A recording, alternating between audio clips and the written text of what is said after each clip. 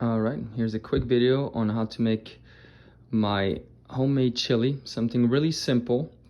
We got 3 different types of beans. They're all low sodium, diced tomatoes, tomato sauce. I like to add the bell peppers to have a little bit of green vegetables in it, a yellow onion, some garlic. I'm not gonna do the whole garlic, but probably about half of it.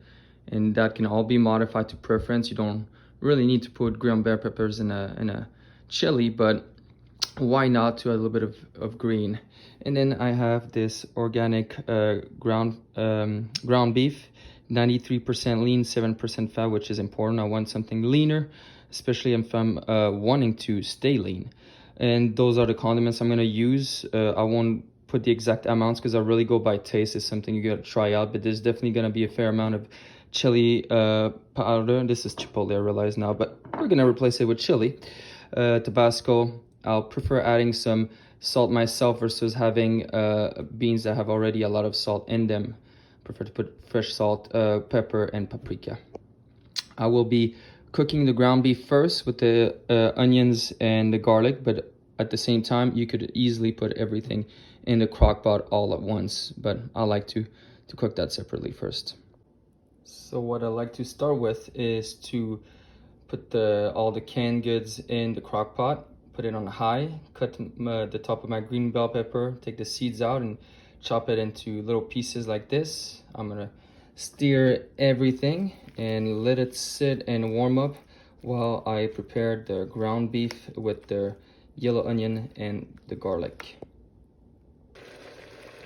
At times I'll add a little bit of more water, but I think that's 80 milliliters. It's really a small quantity for it not to burn at the bottom because the meat is very lean, so it doesn't have a lot of water to lose, so it can easily burn at the bottom of the crock pot.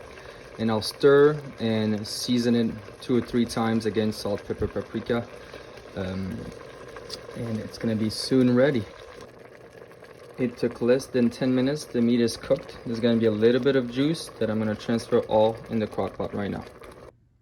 I added the meat to the crock pot, stirred everything well, and then layered the crock pot with all the seasonings. So the pepper, the chili, what I forgot to mention earlier is oregano is a nice little addition as well. So layered that, put a bunch of tabasco, paprika, and salt, and I'll end up stirring all of that again, let it sit for a bit, and repeat the process a couple times probably, and kind of taste it as I go, see how I like it.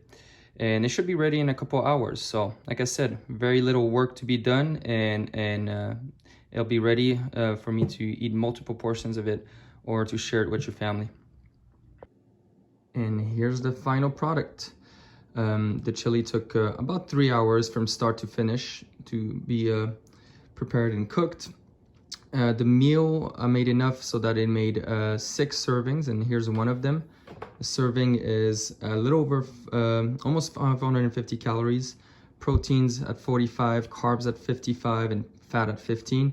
So really an all-around solid meal, has a lot of whole foods, packs on plenty of protein. And then I'll add a little bit to the calories by getting a serving size of this Mexican cheese, and then sour cream, light sour cream. So adds up another 140 cal or so. So makes it an almost 700 calorie meal. Really delicious. Hope you try it out, and if you do, let me know what you think.